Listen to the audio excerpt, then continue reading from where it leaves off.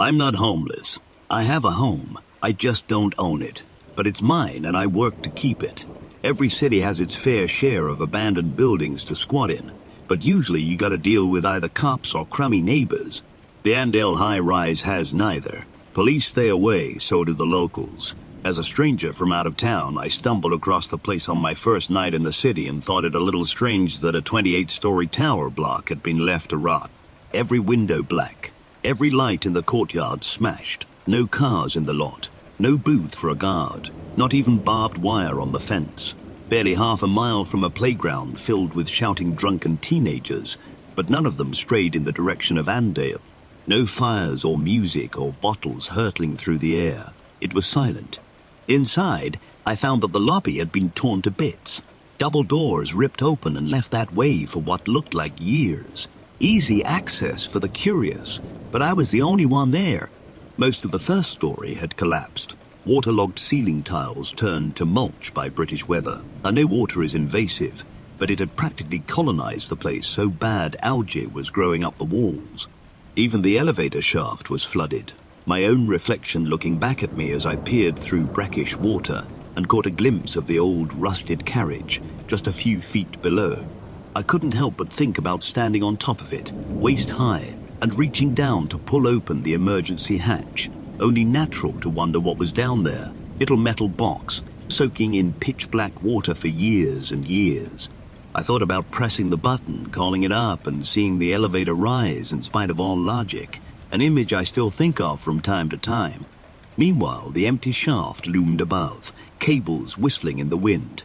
I've learned not to linger by it. If you look up, you'll sometimes see something ducking out of the way, pulling its head through the doors before you get a good look. It finds it awfully funny, even tries to make a game out of it, like peekaboo. Play too much, though, and it starts to pop up elsewhere.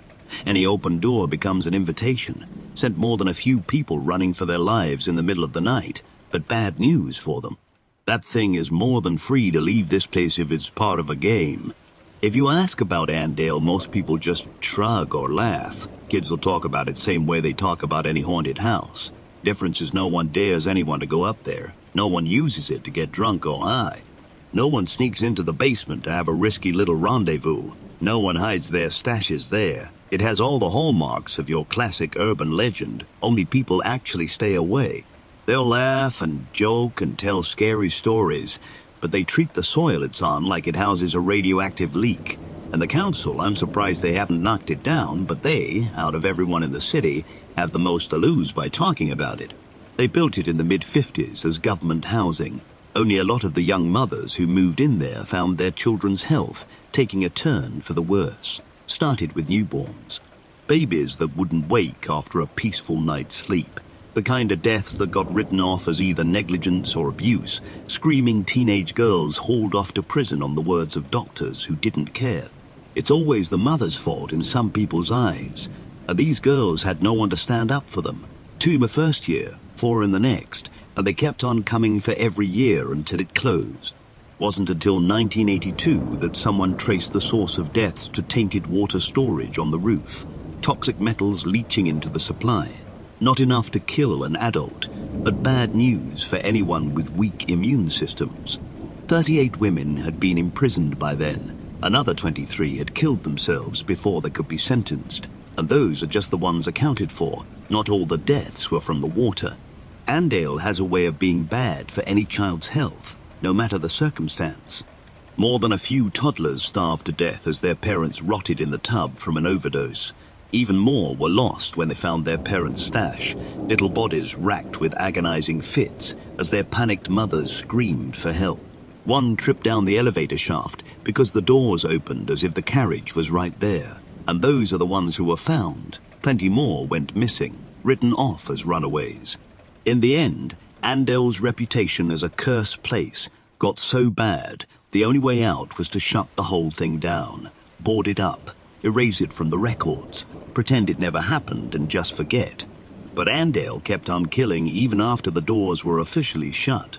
If anything, it only got nastier. Talked to one cop who told me he found a guy dead from sepsis on the 6th floor couple years after the place was shut down. No one could believe it. They reckon this guy scratched himself on a nail and caught gangrene like it was the 1800s. Never went to the hospital. Just laid there and died slowly and painfully as the infection spread, but not before he took every last bit of furniture in the room and shoved it against the door. Strange enough on its own, but it was the flag he'd made out of his own clothes that freaked everyone out. He'd scrawled help on it, like he wanted to get someone's attention down below, even though the lock was on his side. He could have left any time he wanted. Cop I spoke to said he was there when they kicked the door down. Still remembers the look in the dead man's eyes. He was glaring at the door 2 days after he'd passed, white-knuckled fists gripping a blanket that smelled sickly sweet from all that infection. There were others too. Lots of people falling, many of them without a good reason. Got so bad they bricked the roof door, but by the time I arrived, someone had cleared it all away with a sledgehammer. I still don't hang out up there. Not after I first went up and saw pale fingers gripping the ledge like someone was hanging off it and holding on for dear life. I reckon a lot of people see something like that and think a person needs their help. They go rushing over to offer a hand. But when I saw it, something about those grimy nails set alarm bells off in my head. Fingers looked all wrong, so I took my coat off and used a broom handle to move it closer to the ledge. Sure enough, those ugly hands snatched at the coat and ripped it out of my hands, sending it hurtling to the parking lot below. I thought about taking a closer look from time to time, but I got a thing about heights and could never bring myself to investigate it much further. You'd think I'd leave, but it's my home. I own it as much as it owns me. People even refer to me as the caretaker now, like they forgot I wasn't always here. Police treat me the same. Can you believe that? Any reports of a break-in, and they call me on my number to go take a look, like I'm some sort of official.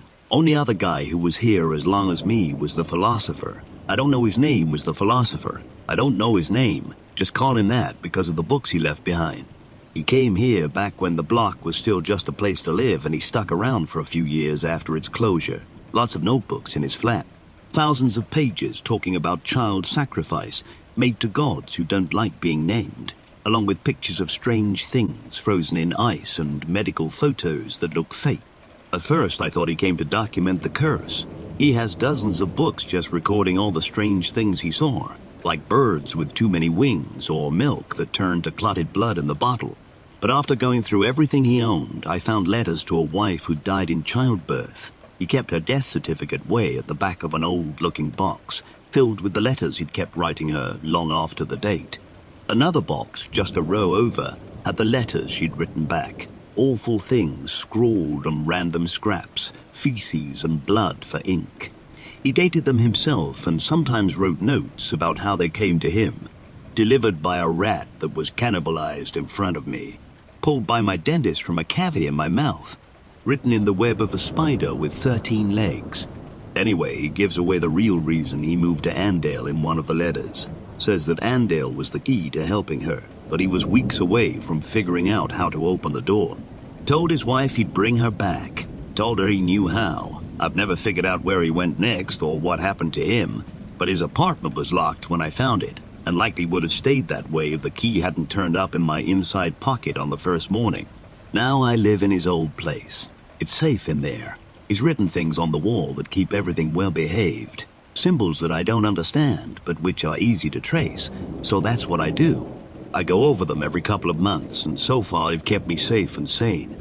Because you do need protection in Andale. I don't know when in its history the curse went from something mundane to something very real and very dark. It wasn't all just bad luck or poverty, not by the end, and certainly not anymore. You can't just go strolling around Andale, certainly not at night. It's dangerous. For one thing, it attracts a constant rotation of the deeply unwell who are likely to attack on sight if you're lucky. They usually turn up dead in the halls come morning, although sometimes it's just bits of them that I come across. Strips of skin floating on the brackish water that floods the basement stairwell, or bloodied fingernails embedded in the ceiling plaster. Weirdest one was a single tooth in a light bulb. Bloody gum still attached to the root, the glass all around it somehow intact. Many of them come here with business, something a little like the philosophers, rituals, bargains, things like that. It's not a good idea to interrupt them, or to give them even the slightest hint you might be a problem.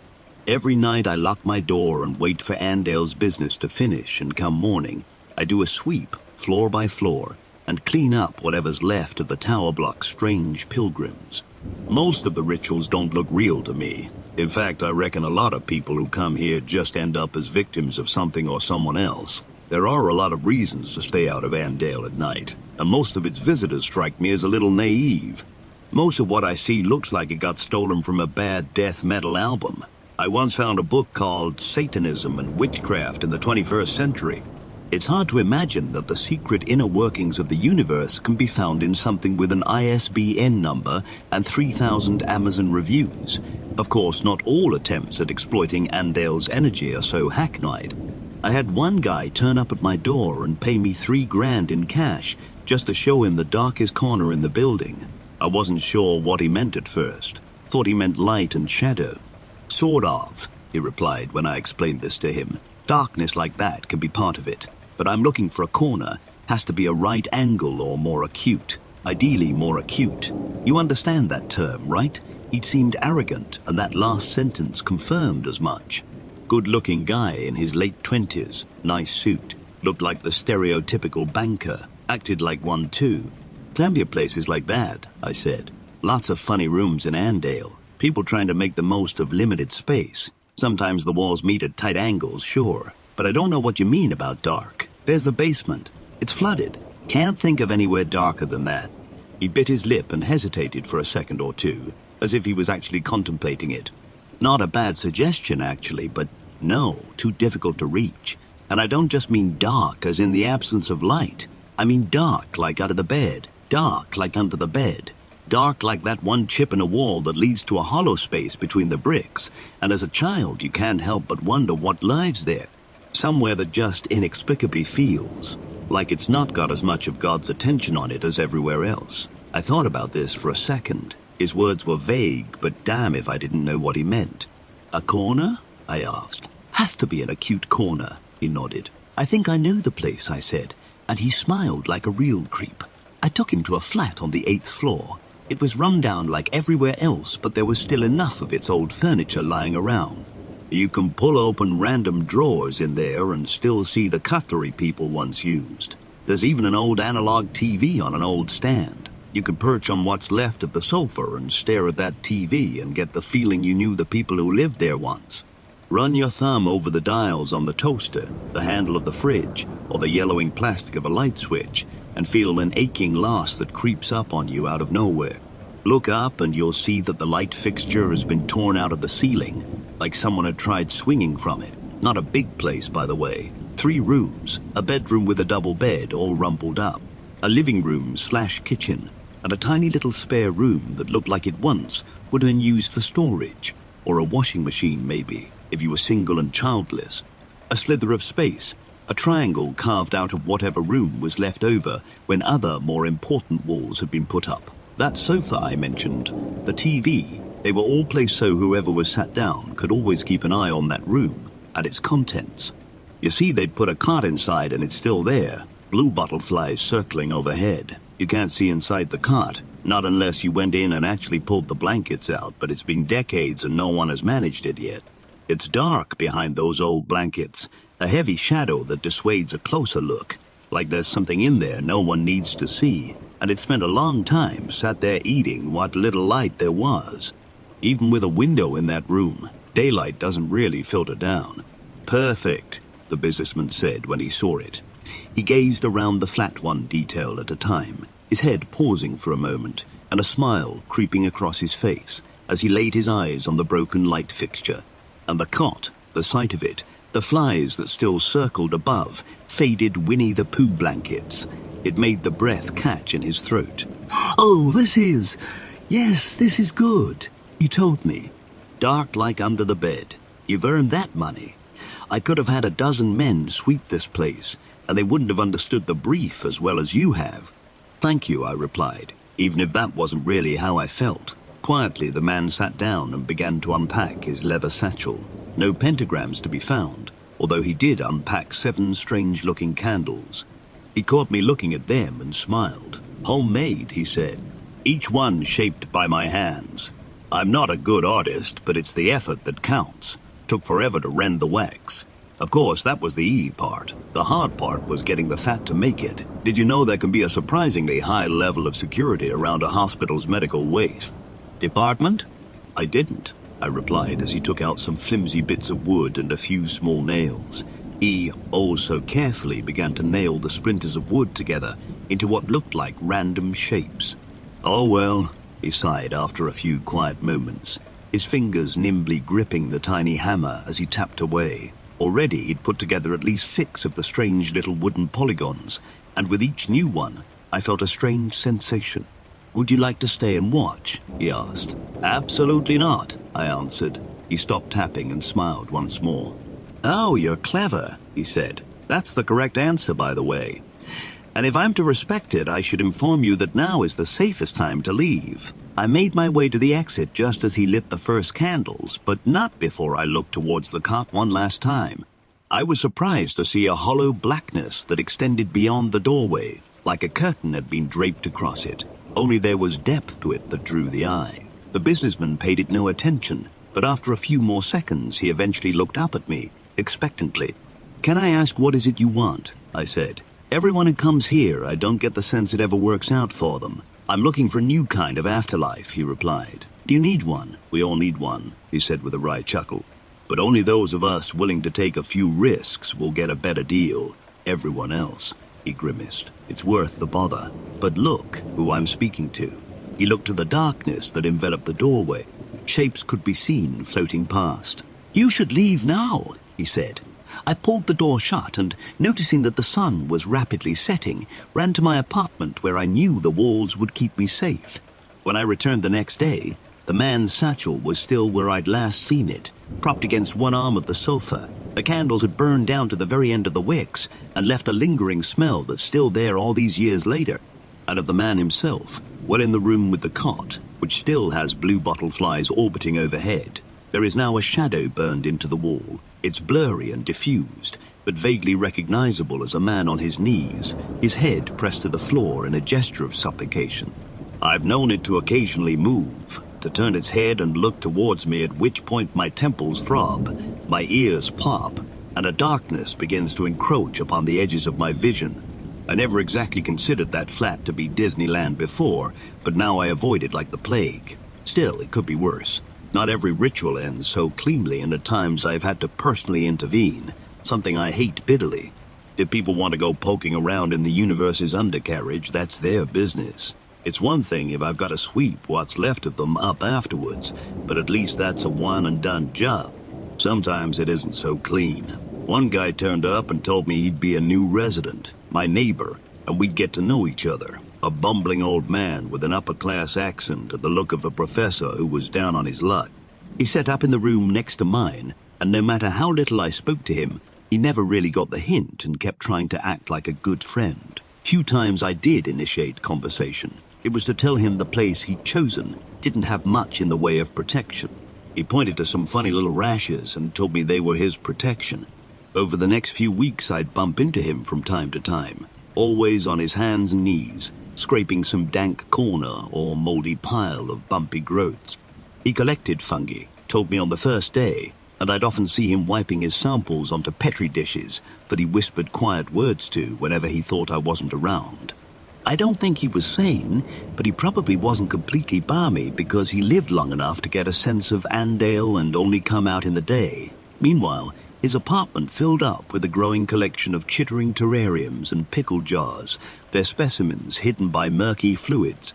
All over, he planted and cultivated strange mushrooms and molds, encouraged them to soak up the darkness of Andale, and set them to grow in the rife conditions he'd cultivated. Towards the end, his living room had mushrooms growing out the walls, plaster crumbling beneath microbial armies until there was only concrete and rebar, and even then, mold continued to grow and thrive. A few times I peered in and found him feeding meat to the frilly growths that exploded out of the old furniture. During this time, the symbols on our shared wall would often grow hot, and I found myself having to replace them on a nearly daily basis as he tinkered away on the other side. I asked him once or twice to tone it down.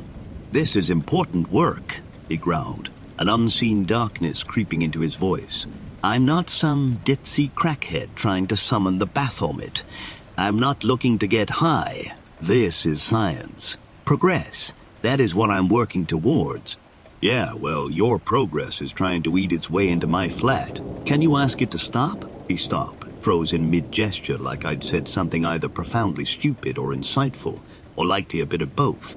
He looked at the rashes on his arms that had, by now, started to sprout some of their own strange fruit. When he finally spoke again, it was sly, like a lecherous old man propositioning a nurse. "This fungi," he said. "They had samples of it in the university for 30 years. Can you imagine? They never even realized what they had until I found it and unlocked its potential. Now I finally found the source, and I can do things no one else thought possible.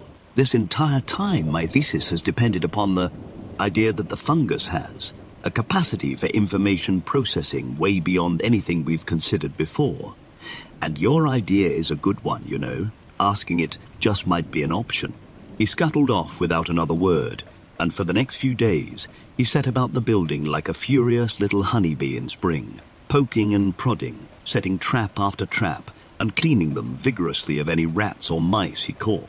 When I did my morning sweeps, I'd find him hovering over Andale's latest victims, scraping what was left of them into transparent bags for his own purposes. "Don't mind me," he'd mutter. "It's worthless to you, but these poor souls could help me achieve great things."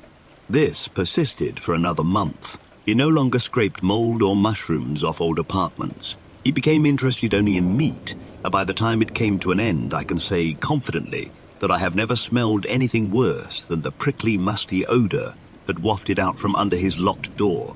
It became so bad that I began to wonder if I might have to ask for police help and have him removed when, finally, he simply disappeared from Andale's halls. One morning he was there, annoyingly shooing me out of the way as he lowered jars into the flooded basement, and then the next he was gone, and Andale's halls were silent once more. But that didn't mean he had moved out. Far from it, actually. It took 2 days before I decided to just go ahead and break his door down. I kicked at it with a short, sharp blow, only to find my leg immediately disappeared through wood that had the texture of sodden cardboard.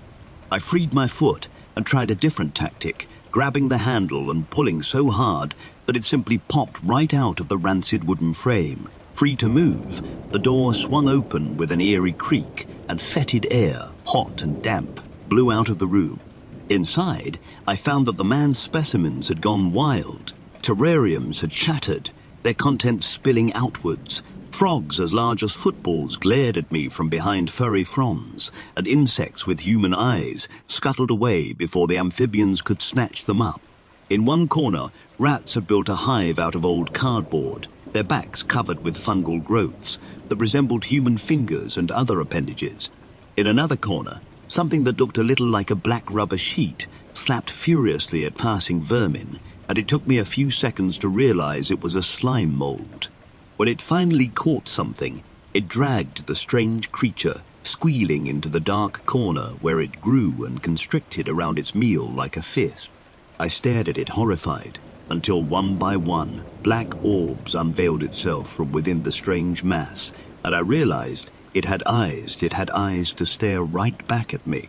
It was a cacophony of god-awful terror, so gripping that it kept me from hearing the muffled noise of a human struggling to speak. Eventually, it did reach my ears, and I used my torch to light up the far wall without having to actually step inside. I found the scientist half-grown into the wall. Algae and moss coated him head to toe, so that he was no longer recognizable, but I had to assume it could be no one else.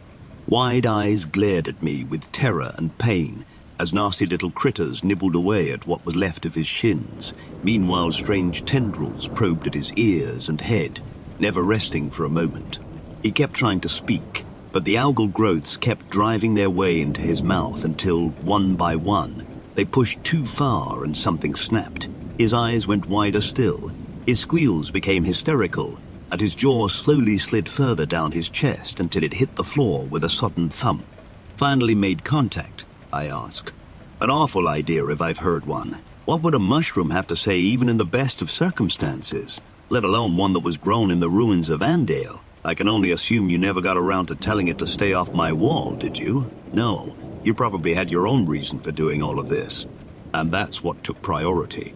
That made me wonder what it was he'd asked for. As the thought entered my head, I took a quick look around and tried to see if anything particular stood out to me.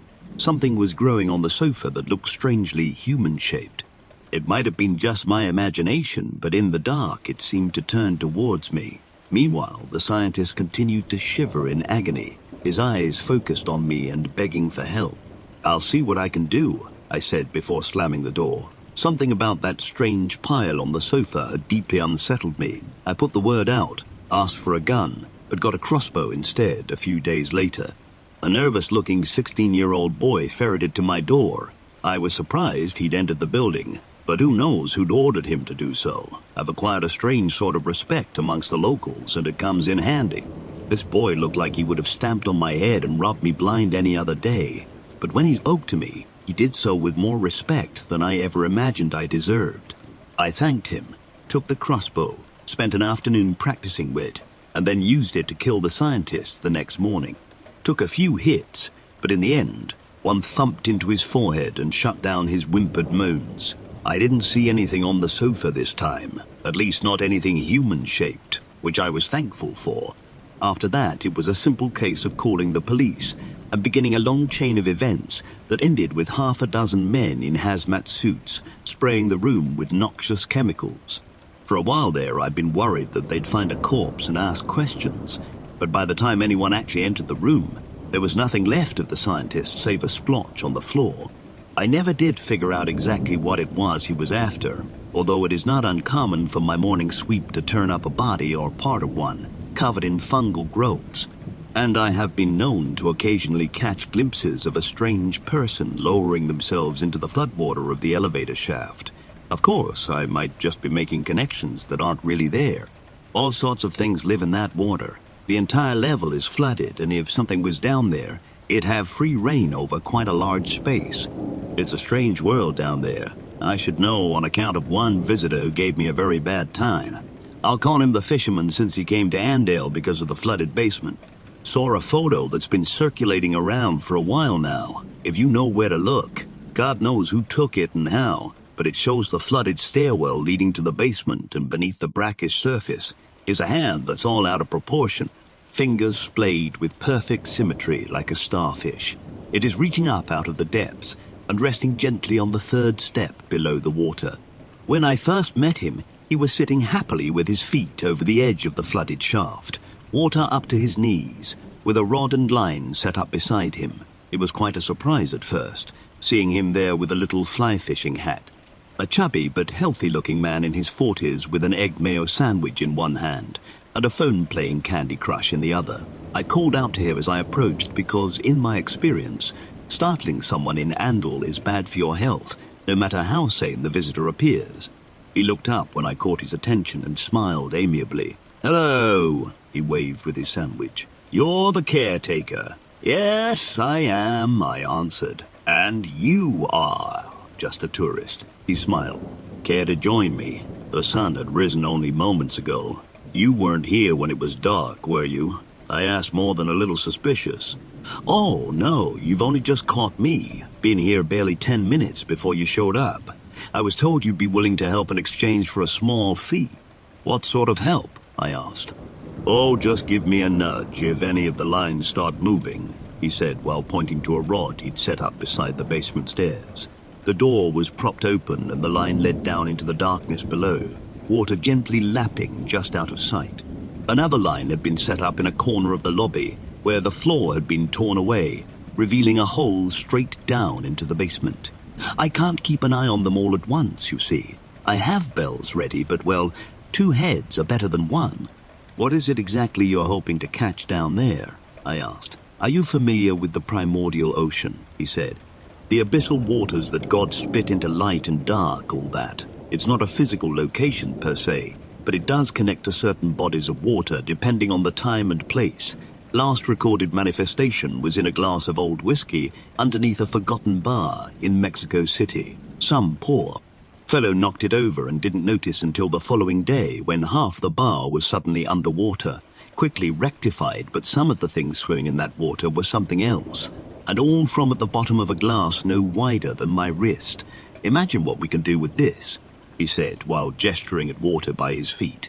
Do you think there could be fish alive down there? I asked. At least, he replied. I'd be willing to pay for any reliable information, of course. Do you have any idea what might be down there? Not really, I shrugged. But I'd guess it wants to be left alone. You might be right there, he said while looking at his other rods. I didn't exactly put down any old lure, you know. He reached into his pocket and took out a strange tuft of fur and ivory, holding it up for me to squint at. A tooth from a man who drowned in the sea. A drone collected it off a shipwreck near the Norwegian coast. The fur is actually red algae that was found growing on his bones. I have plenty of these and, well, other things that might appeal to what's on the other side. My research was thorough, and why research was thorough and expensive. Come on, take a seat. Flat fee, 1,000. Just sit here until the sun starts to set. I just have to sit. I asked, and let me know if you hear or see anything. I groaned and sat beside him, folding my legs instead of letting them dangle in the water below. Despite my reticence, we stayed like that for several hours. He'd brought lots of food, good homemade stuff, along with plenty of cold beer. We sat there and spoke very little, but we did eat and drink a tremendous amount. Not the kind of thing I do normally, but I was being paid to be there, and I didn't really have anywhere else to be. It was, all told, a very pleasant afternoon. Until I fell asleep. When I awoke, it was with a terrible gasp. My chest was tight, like something had been sitting on it, and judging from the terrible giggling and scampering feet I heard running off into the darkness, it might not have been just a feeling. Already panic was setting in, as my eyes darted to the open doors and saw that the moon was out, and had been for hours. I fumbled for my torch, and turning it on, saw that there was no sign of the fisherman. All his stuff had been left behind, yet all that remained of him was his hat that still floated on the water. Even as I watched, a smooth, glistening shape curled beneath the water and plucked it off the surface. I recoiled and crawled away from it as fast as I could. This was bad. I knew deep in my heart I'd never been as at risk I was in that moment. The open doors that led outside were tempting, but just beside them were the stairs that led outside, but just beside them were the stairs that led downwards, and I swore I could hear something approaching. I couldn't help but picture the fungal man I'd seen in the scientist's flat. Then again, that basement was huge, and who knows what lay down there. I decided to go for the stairs. The entire time, my heart was in my chest. I had never been caught outside my room at night, not since my first night when I'd slept in the lobby with my coat pulled over me. You don't get lucky twice. Not with Andale, so I knew had to be careful. I had to be quiet. My only hope was to go unnoticed. I took to stealth, climbing each floor in perfect silence, hiding in well-known spots at the slightest hint of footsteps, human or otherwise.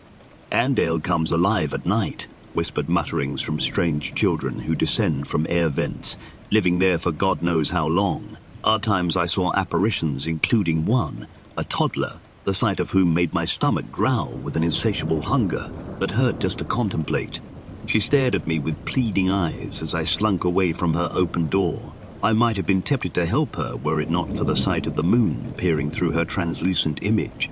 And yet, despite all this, I somehow made it to the 14th floor alive. Only it was there right at the final hurdle, so close to safety that I came across something out of my worst nightmare. A woman stood outside my apartment door, silent, pale, dirt-covered fingernails. It was all too often I'd open my door and find muddy impressions on the floor made by a woman's bare feet. Now I knew who left them every night. I couldn't see her face from where I hid, but something about her seemed profoundly familiar. When she finally turned towards me, I remembered. I recognized her, even though most of her face was missing. It was the philosopher's wife. He had succeeded, it seemed, but I couldn't imagine at what god-awful price, because the woman who stared at me had clearly weathered some years in the grave. It was only the poor lighting and her long hair that had covered up just how bad a state she was in. A lipless grin stared back at me below sunken cheekbones and hollow eye sockets. And yet, I could tell that in another life she had been beautiful, which only made the sight all the more gut-wrenching. "Now, darling," she whispered, and there was something about her voice that I found hard to stay sane in the face of. I don't know why. Over a decade in that place, and I'd borne witness to living nightmares, but it was this walking corpse that pushed me to my limits. The inescapable feeling of loss weighed me down, and without realizing it, I found myself taking steps towards her even as my knees buckled. By the time I reached her, I was crawling until I could clutch her grimy, icy leg, and that was the last thing I remember before I woke up in my bed the following morning. Everything seemed normal, so completely mundane, that I could have written the whole thing off as a bad nightmare, but there were footprints leading from my bed to the door.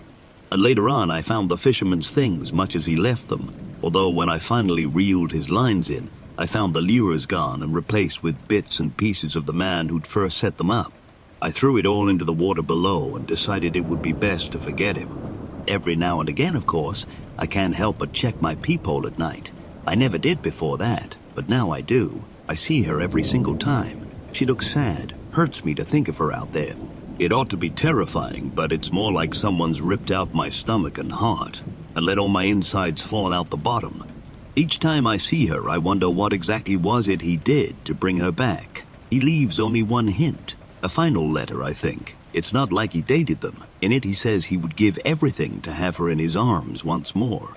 Not only his life, but everything he's already lived. Every sunset, every good dream, every nightmare, every victory, every loss, every little memory that makes him who he is. He'd give it all just to save her. Sometimes I wonder about him, figuring we'd probably be about the same age. I'd like to think back and imagine what it would have been like for the two of us to meet as young men, but for some reason, whenever I try to remember what my life was like before I came to this city, before I woke up with that coat pulled over me, well, I don't know. It's just hard, that's all. It's almost like there's nothing there, like something reached in and took all the years away. I guess it's just one of those things I'm better off not dwelling on.